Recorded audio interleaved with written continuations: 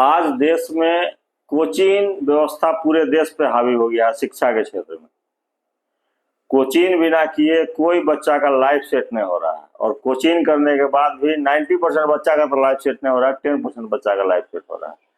लेकिन कोचिंग हावी हो गया है सबके बच्चा के दिमाग पर या गार्जियन के दिमाग पर कि बच्चा को कोचिंग कराना ही होगा।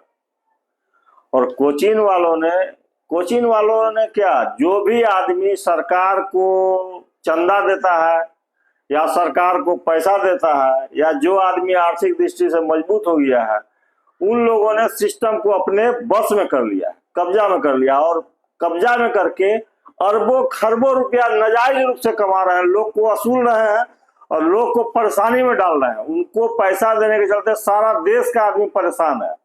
हम भी कोचिंग गए, हम भी गए थे बच्चा का कोटा में अपना एडमिशन करवाने या करवाए।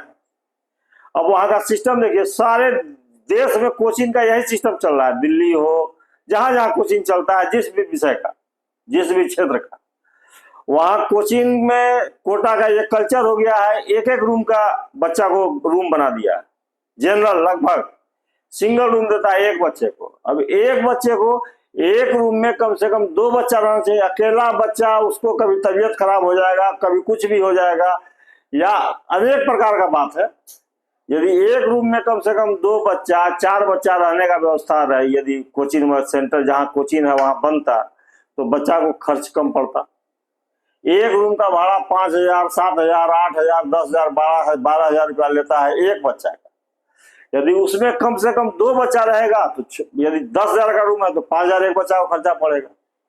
लेकिन बड़ा विचित्र व्यवस्था कर दिया, एक एक रूम का बच्चा का, मैंने पैसा के चलते, सिर्फ पैसा के चलते ये सिस्टम बना दिया है कि एक बच्चा को एक के रूम में। अब एक बच्चा का 12 बजे रात में उसका तबीयत खराब हो गया, 2 बच्चा रहेगा तो कम से कम एक दूसरे को कोई देखेगा। तो ये तो वाले एक मैटर है रूम संबंधी। हर जगह यही सिस्टम है, लगभग हर जगह, दिल्ली में भी, चाहे पटना में भी, चाहे जहां भी हो, सब जगह ये सिस्टम है। उसके बाद कोचिंग की बात आई है। जो भी कोचिंग है, नामी कोचिंग, एलन हो, मोशन हो, या जो भी, हम 2-4 का नाम जानते हैं, उतना का तो नाम नहीं जानते, लेकिन जो भी कोचिंग है वो क्या करता है, बच्चा का पैसा, साल भर का पैसा एडवांस लेता है।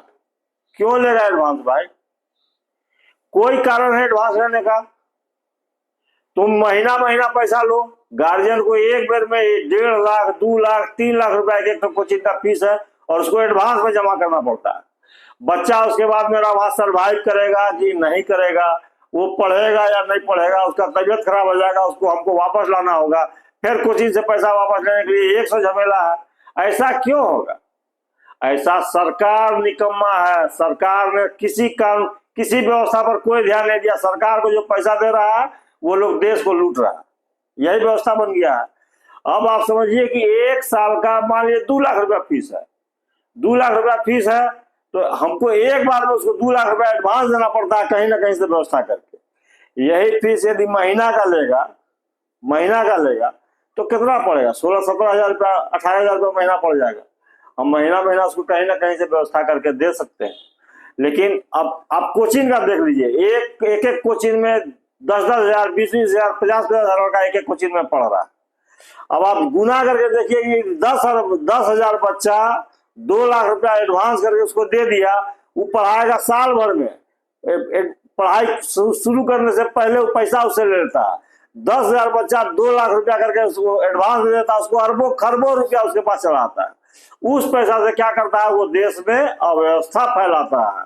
जो जमीन बिकता है 1 लाख रुपया कट्ठा, उस जमीन को खरीद लेता है 5 लाख रुपया कट्ठा। 1 लाख रुपया कट्ठा वाला मुंह देखते रह जाता है।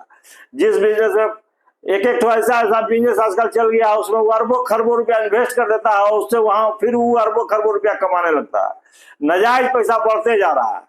सिस्टम पर ध्यान कौन देगा? हम लोग आम नागरिक है, सोचते हैं, चिंता करते हैं, तो कुछ बोल देते हैं फेसबुक, चलो कोई तो सुनेगा, कोई तो समझेगा, कभी तो कुछ ना कुछ इस पर कार्रवाई होगा, इसलिए बोल देते हैं। और तो क्या, कुछ कर तो सकते नहीं है। लेकिन ये व्यवस्था है शिक्षा व्यवस्था का, शिक्षा जगत का, ये लूटने का व्यवस्था है, जिसके चलते पूरा देश का गार्जियन और बच्चा सब परेशान है।